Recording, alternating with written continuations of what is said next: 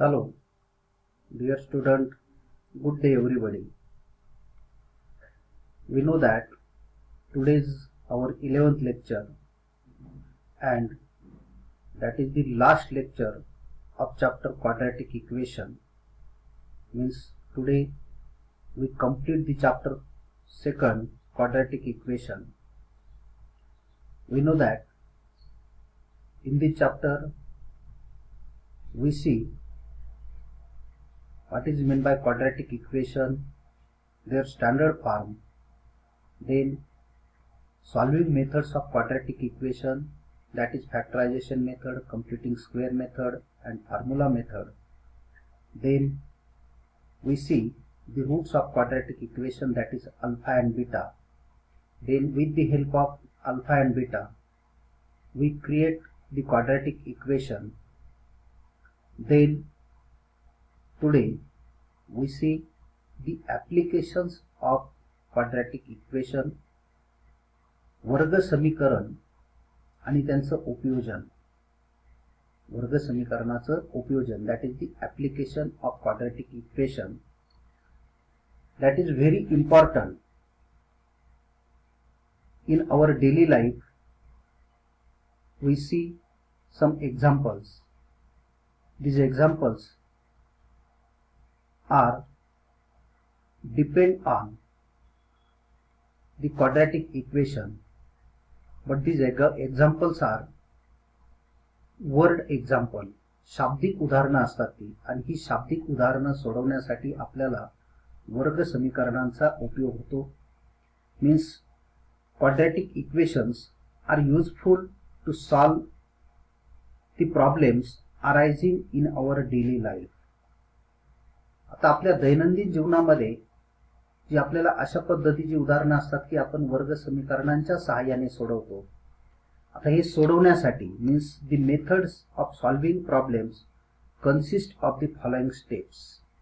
आता याच्यासाठी हे जे क्वाड्रॅटिक इक्वेशन आहे, हे क्वाड्रॅटिक इक्वेशन त्याचं ऍप्लिकेशन करताना काही आपल्याला स्टेप्स आहे, लक्षात घ्या. आता हे जे वर्ड प्रॉब्लेम असतात, हे word problem generally which is depend on some numbers, संख्यांवरील असतील. Then some word problems are related to geometric figures. आपल्या ज्या काही भौमितिक आकृत्या आहेत त्याच्यावरती ते डिपेंड असतात. Suppose square, triangle. Then we know that some problems are related to money, काही पैशांच्या संदर्भात असतील. Then some problems which is related to, ज्याला आपण वय काढणं म्हणतो, या वयाच्या संदर्भात काही एक्झाम्पल्स असतात. काही लांबी रुंदी काढण्याच्या संदर्भात असतात. आणि हे जे प्रॉब्लेम्स आहेत, हे प्रॉब्लेम्स आपल्याला सॉल्व्ह करण्यासाठी काही स्टेप्स पहिले आपल्याला यूज करावे लागतात. पहिली स्टेप जी आहे त्याच्यामध्ये, the first step, that is convert the word problem in symbolic language. जो वर्ड प्रॉब्लेम आहे म्हणजे शाब्दिक उदाहरण, तर पहिलं आपण काय केलं पाहिजे, रिडिंग केलं पाहिजे, ते वाचलं गेलं पाहिजे. आणि वाचल्यानंतर केअरफुली तो वर्ड प्रॉब्लेम वाचून they convert the word problem into symbolic language. Symbolic language म्हणजेच त्याच्यामध्ये आपण जे व्हेरिएबल्स आहेत एक्स, वाय, एम, एन, हे व्हेरिएबल त्याच्यामध्ये वापरलं गेलं पाहिजे. म्हणजे शब्दाऐवजी थोडक्यात आपण व्हेरिएबल शब्दाऐवजी अक्षराचा वापर त्या ठिकाणी आपण करत असतो. म्हणजे पूर्ण जे वाक्य असेल, समजा एखाद्याचं वय काढायचं असेल तर त्याच्याऐवजी आपण व्हेरिएबल वापरायचं. Then solve the quadratic equation. जेव्हा आपण ते कन्व्हर्ट करू, कन्व्हर्ट केल्यानंतर then solve the quadratic equation. आपण जनरली जे क्वाड्रॅटिक इक्वेशन सॉल्व करतो त्या पद्धतीने ते क्वाड्रॅटिक इक्वेशन सॉल्व केलं पाहिजे. ही सेकंड स्टेप्स आहे. Then third step, interpret the solution of equation into verbal language. नंतर आपण जे व्हेरिएबल त्या ठिकाणी यूज केले, ते व्हेरिएबल केलेले जे व्हेरिएबल्स आहेत त्यांच्या व्हॅल्यू आपल्याला मिळतील. आणि त्या व्हॅल्यू आपण जेव्हा मिळवू, त्या व्हॅल्यूवरून आपल्याला त्या वर्ड प्रॉब्लेम मध्ये जी विचारलेली माहिती आहे ती आपल्याला सोडवायची असते. Okay. Then we see the last practice set, that is 2.6. आता 2.6 मध्ये आपल्याला काही वर्ड प्रॉब्लेम दिलेले आहेत. ते वर्ड प्रॉब्लेम आपण सोडवण्याचा प्रयत्न करू. आता मी तुम्हाला सांगितलंय की कोणताही वर्ड प्रॉब्लेम असेल तो सॉल्व्ह करण्यासाठी पहिला तो वर्ड प्रॉब्लेम केअरफुली रीडिंग म्हणजेच त्याचं वाचन झालं पाहिजे, म्हणजेच त्याच्यामध्ये जी माहिती आपल्याला दिली ती क्लिअरली त्यातलं रिलेशन आपल्याला समजलं पाहिजे. आता इथं काही शब्द जे येतात प्रॉडक्ट, ॲडिशन, मल्टिप्लाय, हे जे शब्द आहे हे नीट आपण लक्षात घेतले पाहिजे. आता इथं पहिलं जे एक्झाम्पल आहे, पहिला जो वर्ड प्रॉब्लेम आहे तो कसा आहे पहिला आपण वाचू. The product denoting the numbers of Pragati's age 2 years ago and 3 years hence is 84. Find the present ages. The product, आता याच्यामध्ये product denoting the numbers Pragati's age 2 years and 3 years hence is 84. Find their ages. आता याच्यामध्ये generally आपल्याला जी Pragati's present age be x years, आता वय असल्यामुळे आपण वर्ष शब्द वापरलाय. एक्स इयर म्हणजे प्रगतीचं वय जे आहे ते आपण एक्स इयर वर्ष मानू. ती प्रॉडक्ट म्हणजे गुणाकार. The product denoting the numbers of Pragati's age be 2 years ago and 3 years hence is 84. Find the her present ages. आता प्रगतीचं प्रेझेंट एज आपण एक्स इयर्स घेतलं. Okay. Her age 2 years ago, जर तिचं आजचं वय, प्रेझेंट एज म्हणजे काय, आजचं वय आपण काय मानलं, एक्स वर्ष. प्रगतीचं आजचं वय एक्स वर्ष आहे. देन हर एज 2 years ago, 2 वर्षाच्या अगोदर तिचं वय. मग आजच्या वयामधून 2 वर्ष मायनस करायचे म्हणजे हर एज 2 years ago आज एक्स मायनस 2 years. 2 वर्षापूर्वी तिचं वय झालं एक्स वजा 2 वर्ष.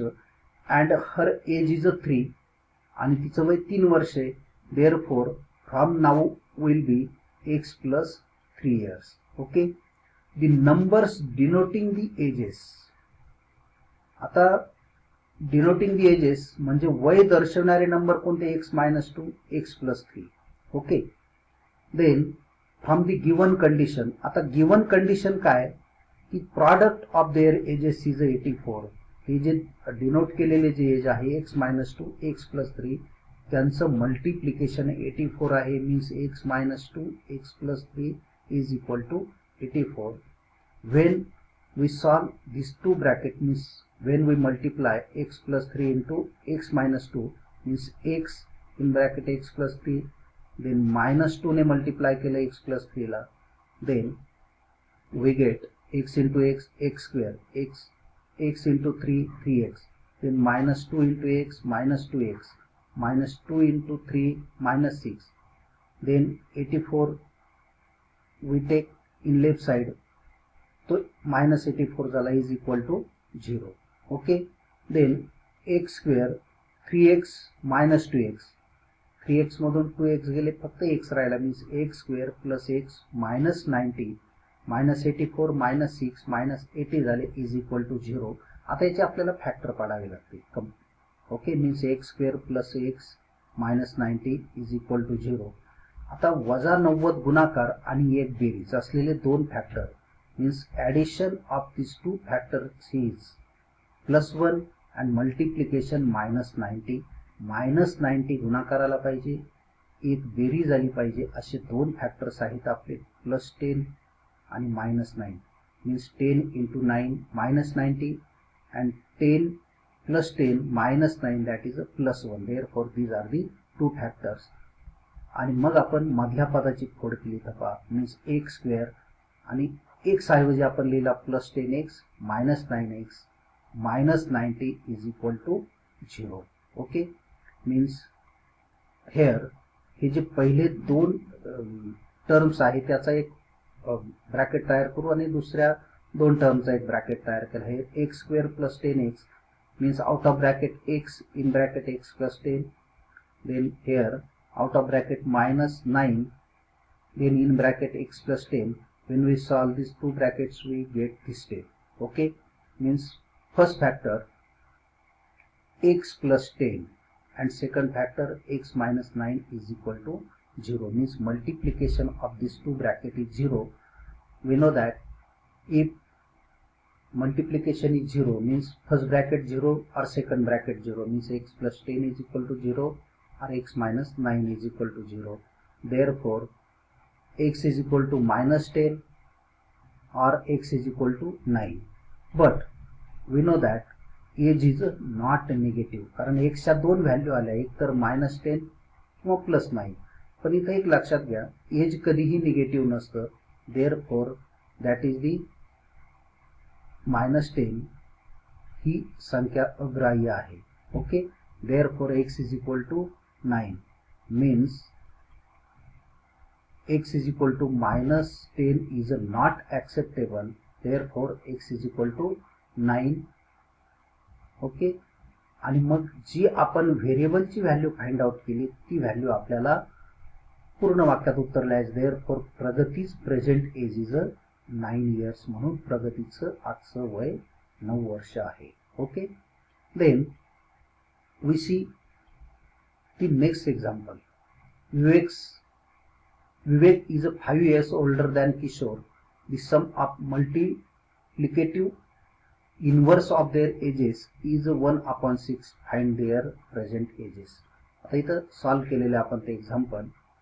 Vivek is 5 years older than Kishore means let present the Kishore's years. म्हणजे विवेक हा किशोरपेक्षा 5 वर्षांनी मोठा आहे. Then the present age of Kishor be x, म्हणजे किशोरचं आजचं वय x वर्ष मानायचं. Then present age of Vivek is x + 5 कारण तो 5 वर्षांनी विवेक मोठा आहे कोणापेक्षा, किशोरपेक्षा. Therefore present age of Kishor be x + 5 years. Okay, then the multiplicative inverse of their ages. दोघांचे जे वय आहेत त्यांच्या गुणाकार व्यस्तांचे. बरोबर आहे. आता x गुणाकार व्यस्त means here inverse 1/x, multiplicative inverse here x + 5 चा किती होईल 1/x + 5 respectively. Then from the given condition त्यांच्या गुणाकार व्यस्तांची बेरीज, वयांचा जो गुणाकार व्यस्त आहे त्यांची बेरीज हे गुणाकार व्यस्त लिहिले छेद x 1/x + 5 means 1/x + 1/x + 5 is equal to 1/6. When we solve this example, here 2x + 5 x² + 5x is equal to 1/6. here cross multiplication तिरकस गुणाकार करायचा. 2x + 5 ला 6 ने गुणलं, x² + 5x ला 1 ने गुणलं आणि मग आपल्याला by cross multiplication we get 12x + 30 is equal to x² + 5x. हे स्टँडर्ड फॉर्म मध्ये इक्वेशन लिहिलं.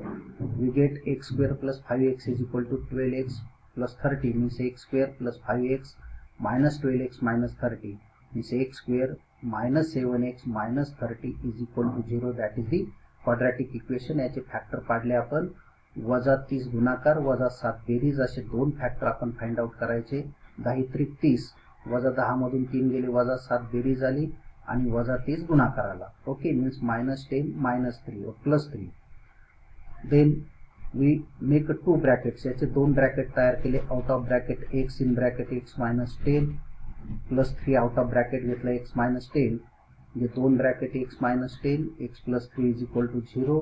त्यातला प्रत्येक ब्रॅकेट 0 दाखवायचा means x - 10 is equal to 0 और x + 3 is equal to 0 means x is equal to 10 और x इज इक्वल टू -3. परत इथं -3 एक व्हॅल्यू आली आणि 10 व्हॅल्यू आली. पण -3 is not acceptable because age is not negative. Therefore here but ती age cannot be negative. Therefore -3 is unacceptable. Therefore x is equal to 10 is the correct value and x + 5. Therefore 10 + 5 is equal to 15. म्हणजेच present age of Kishore and Vivek are 10 years and 15 years. म्हणून त्यांची आजची वय जी आहे किशोरची आणि विवेकची 10 वर्ष आणि 15 वर्षे. Okay, then today's homework that is the given example. Thank you.